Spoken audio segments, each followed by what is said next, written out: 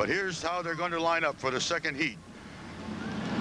Starting on the pole position from Lehighton will be car number 74, driven by Rick Kirkendall. Outside of row 1, the number 29, Gary Search from up in the Tatamy area. In row 2, on the inside, in the pink and white, number 4, Del Hawn from Slatington, PA. Alongside him, and car number 6, Tony Zatsko. That was the car that was driven for many years by Paul Kohler from Northampton. He bought the car from Kohler last year, and Tony Zatsko driving the number 6. In row 3, on the inside, your 1987 small block champion, the number 81, George Wombold from Clearfield, Pennsylvania, just outside of Nazareth. Outside of row 3, car number 36, from down in the Orfield area, car 36, Clarence Rupert. In row 4, on the inside, car number 80, Rob Cressley from down in the Bowmanstown area. And then we have the number 91, the radical design car of the flying farmer, Paulie Bauscher from Kutztown, Pennsylvania. And starting in scratch position, the number 61 of Jeff Rex from right here in Lehighton, another hometown boy.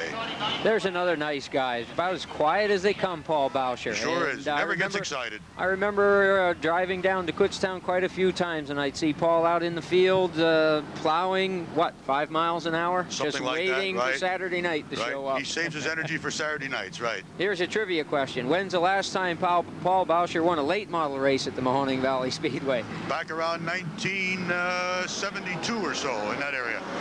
June 22nd, 1973. Very good. Okay. He's Bauscher's tied for 5th place. Oh, Wombold gets it on the backstretch. Del Hawn died momentarily, and Bauscher hit the brakes, and the 36 of Rupert right into the side of him and looping him around. And anytime anything like that happens, the fans get all worked up. Better believe it. Especially the Wombold fans get worked up. if there's one thing that you can compare racing to, stock car racing to baseball, it's this. Just like the New York Yankees, you love them or you hate them. Paul Bauscher, you talk to these fans, there's nobody who says, they all say they love him or they hate him. Right. And every time, I'm sorry, did I say Bauscher? I mean Wombold. Right.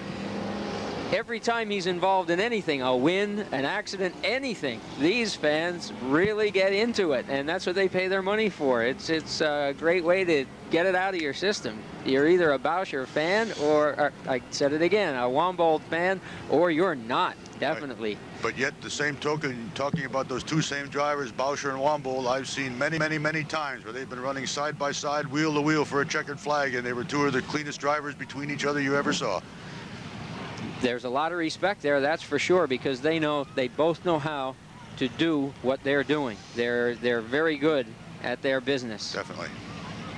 And George is pulling double duty this year. He's helping his son Brian get started in that 4-cylinder division. We interviewed both of them together before the race this evening.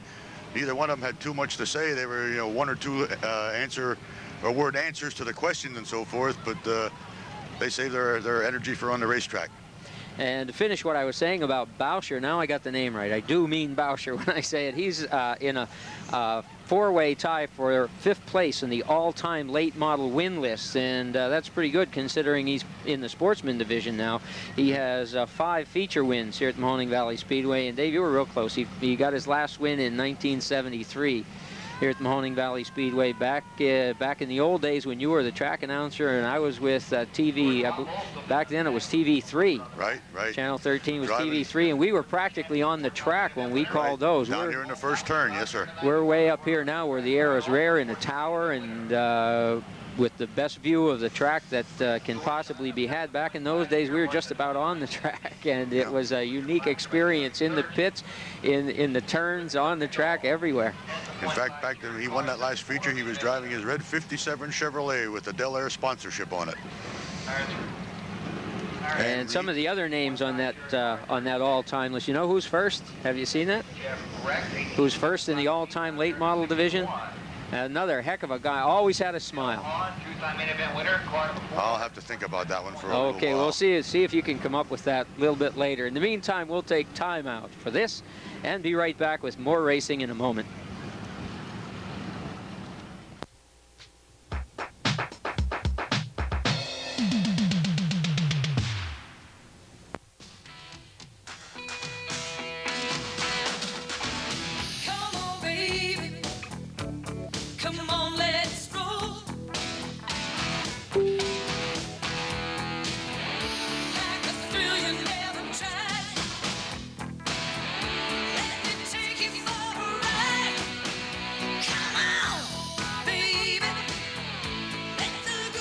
Full Motion Kawasaki, 387 North Cortlandt Street, East Stroudsburg. Okay, in regards to your trivia question, that driver is not active today as a driver, is he? Not as far as I know.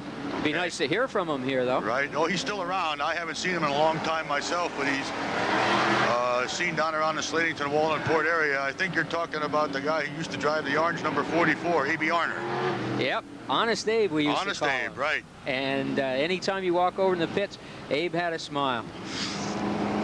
Just like now, the pits back in those days, a very friendly place. These guys are very busy, but they always have time. Definitely. Okay, the track is clear. The field is off and moving, getting ready for the complete restart of the second small block qualifying heat. 10 laps. As Rick Kirkendall in the 74 lines them up on the backstretch. Gary Search in second. Del Hahn and Tony Zatsko in row 2. Womble and Clarence Rupert. Womble is in there. It's a complete restart. If he didn't have to go to the pits, he's entitled to go back into his original starting position. Clarence Rupert in the 36, Rob Cressley in the 80, Bauscher in the 91, and Jeff Rex in the Blue Mountain Quarter Midget Association Special in the number 61. Back there, Cressley did go to the pits, so he will have to go to the rear of the field.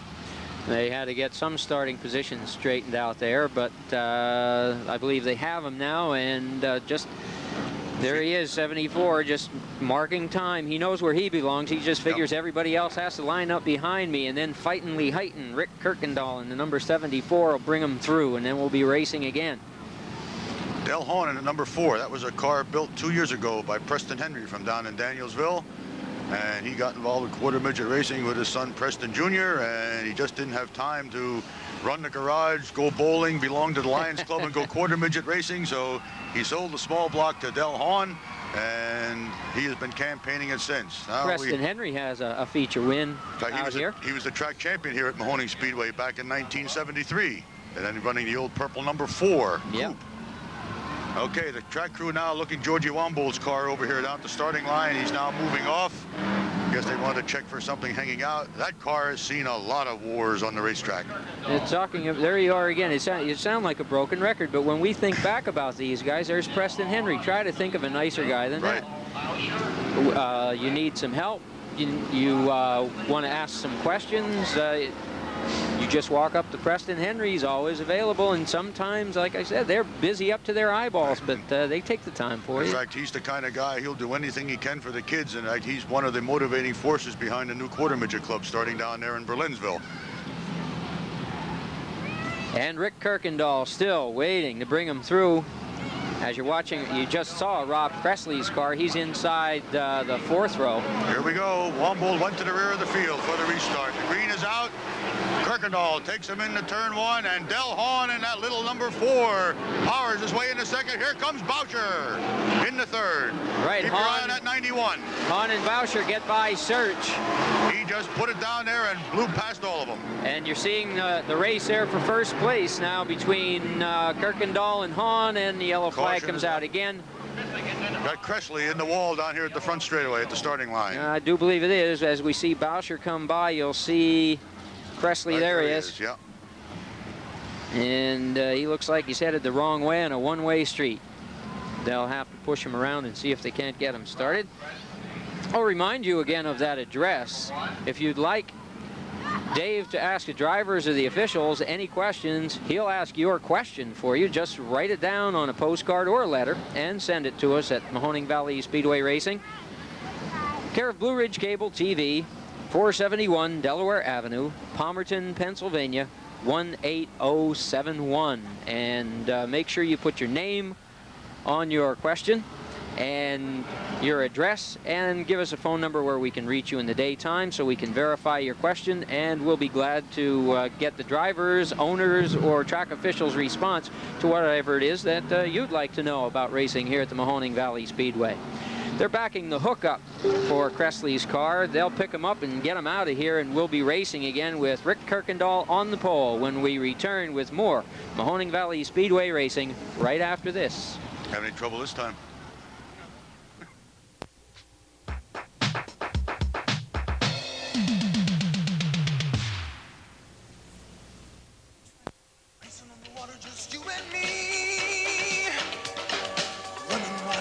Running free, Jet Ski Watercraft by Kawasaki. The ultimate water pistol. Fly across the water on a jumping jet. Kawasaki, yes, the good times wet. Fun, fun, fun, Kawasaki. See your local Kawasaki dealer today. Now at ProMotion Kawasaki. And you see the cars go through the second turn, being led again by Rick Kirkendall. This time when they come around, though, he's going to have somebody else alongside of him. That's Del Hahn. And look behind him. Del Hahn's going to give him all he can, and Paul Bauscher, you're right, Dave, that's the guy that's right behind Kirkendall. They get the green flag, and let's watch this action. Mahoning takes the lead. Boy, he didn't mess around, did he? No way, and Bauscher now on the outside. Okay, it's Hahn, Kirkendall, and Bauscher. Bauscher taking the high side. Okay, Kirkendall trying to protect that second spot. He came out pretty hard on Bauscher down the middle of the front straightaway that time. Look out for Jeff Rex. He's the blue car that's in the middle of that also. Same thing's going to happen to Bauscher that happened to Bub Crispin in the earlier heat where he got trapped on the outside. You've got Hahn followed by Kirkendall, and then Bauscher, and then Rex. They're running a very close 1, 2, 3, 4. Okay, Bauscher gets third place back by himself again. Still trying it on the outside. There's no room whatsoever down inside. Flying Farmer will get a hold of that John Deere and double clutch at any minute and take off down the outside. Here he comes. I'll tell you, Dave, if he could plow the field like that, he'd be finished in an hour and a half. There he goes in the second place. Del Hahn, though, that's the man on your screen. He'll be tough to catch. He still has this race to himself. Paul Bauscher wants to have something to say about that, but right now it belongs to Del Hahn.